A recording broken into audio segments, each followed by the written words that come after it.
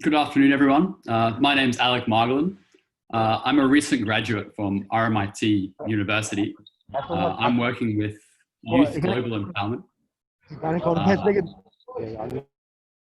We're an outfit focused on maximizing youth potential around the world. Today, I'd like to share with you my thoughts on why now is a good time to upskill and expand your potential using online courses. Never before in history has there been technology like this to enable free and easy access to education. Our summit this weekend is a testament to that fact. Increases in tech devices, tech literacy, and online adoption by institutions have propelled us into a new era of personal education. Now, more than ever, a world of education is at our fingertips. Upskilling can be our route into this world. So, what is upskilling? For the purposes of this topic, it's the initiative that one takes to improve or learn new talents or practical skills. This might include raw skills such as report writing, Excel, or even the all-topical coding. It can include new ways of thought. Now, this might include higher level thinking activities such as how to produce innovative ideas, strategic management principles, and even digital platform enablement for businesses. Finally, we'll include interpersonal skills as well. This may largely cover soft skills such as negotiation, public speaking, effective communication, and even confidence building. So we've defined upskilling, but why should you upskill? Well, you may have liked the sound of improving some of these skills I've just mentioned, but the benefits are pretty broad. That would include stuff like filling gaps in your skill set, and from this, giving you a new perspective, potentially not found in your workplace or community. It allows you to solve problems in a unique and innovative way. But most of all, upskilling allows you to build what I call a broad repertoire. This means your skill set will be diverse, allowing your perspectives to better shape your work. So why do all of this now? For many of us, the pandemic has changed the way we work.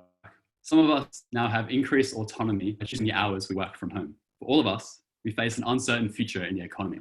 These combined alone make for a compelling case to upskill and remain competitive and effective.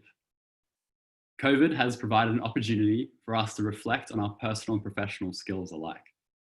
Upskilling now will likely reap benefits for us, not just in the months ahead, but for years to come. Now that we understand what upskilling is and why we want to strive for improvement, how can we make this happen? I'll run through identifying your needs, some great free platforms out there, and how to keep it up and get it done consistently. I'd say to make the most out of this topic, some introspection is required. You may ask yourself, where do I want to improve the most? If your ego is up to it, ask a close friend, family member, or a colleague to ask where you're at. Perhaps, as I've been talking, you've already identified an aspect of your skill set you want to improve. Find what piques your interest. Finding a course on a topic that you can enjoy will go a long way into helping you complete it. I can vouch for that one personally. Finally, what do you picture yourself achieving or performing better with a new learned perspective? Questions such as these can help you find or narrow down what is right for your skill set. From here, we can move to finding a course that's right for you. Where to find them? Well, we are living in an unprecedented age. Few of us would have guessed that today you'd be able to study for free with the world's best universities from the comfort of your own home. We might be forgiven for taking this for granted. I'm going to run through 3 leading providers and show you a little bit about how they work. First up, Coursera. This is a personal favorite of mine. It was founded by 2 Stanford graduates after they realized the potential of online learning at their own university. So these guys have a substantial library of short and long courses, ranging from just an hour to 12 weeks long, and even further. The deal with these platforms is often that the platform is the provider, but the course is facilitated by different institutions and universities. This would include Harvard University, as we see here, University of Virginia, and many more. They cover just about any topic. I was looking at the other day, and they've got business strategy to history, to economics, and even more social sciences. Again, the deal with these platforms, the courses are free, but you pay for the accreditation or certificate at the end. I think you can decide whether or not that's worth it for you, but they are quite expensive. Over here, I've listed a course that they provide called Design Thinking for Innovation. I came across this course and did it myself a few months ago.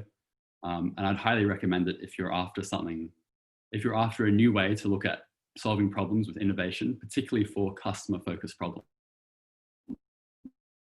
like we have in education. Google Digital Garage is a smaller one. They offer a variety of courses mainly aimed at entrepreneurs and professionals.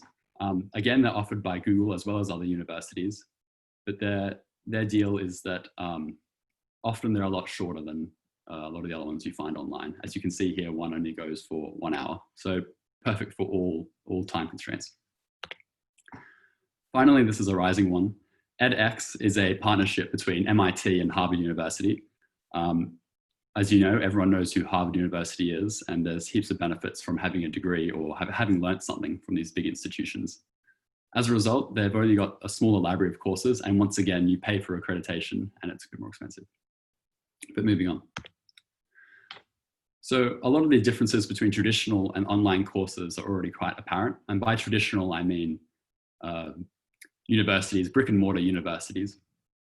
The obvious one, the flexible time allocation. Of course, the online course is free. A big difference I see is self-directed learning for being online. It means that if you have the time, you can really go ahead and get it done, whereas at a traditional institution, you'd be forced to go along with the schedule. Another big benefit I see is when you get a degree from a university, it's an expected part of your credentials. However, doing a course online, a shorter one, would show initiative and show that you're interested in developing yourself professionally and you always keep learning. Again, when you take a course, a traditional course, you're limited to universities and institutions that are around you. The benefit being online is that you can learn from renowned international universities, as we've seen with Harvard, MIT, etc. Now, while your journey through this is your own, I feel it's important to touch on building consistency. Especially when being entirely online, the danger is they're always there for your goal fading away. I'd recommend getting on top of it by forming some regular habits of engaging with the course. A regular 20-minute session even goes a long way to achieving big tasks like this. Now, I'm going to close with just a thought. It seems that in high school, we learn because we're told to. I'd say it's a seldom appreciated privilege that in our later years, we can learn to satiate our curiosity instead. We want to derive more out of the world in the short time we have to experience it. Today, I encourage you to appreciate this and remember that learning is a journey we hope never to stop. So go forth, sign up to Coursera and learn something new for the sake of yourself and education. If you find something, please reach out to me. I'd love to hear your story. Thank you very much, everyone.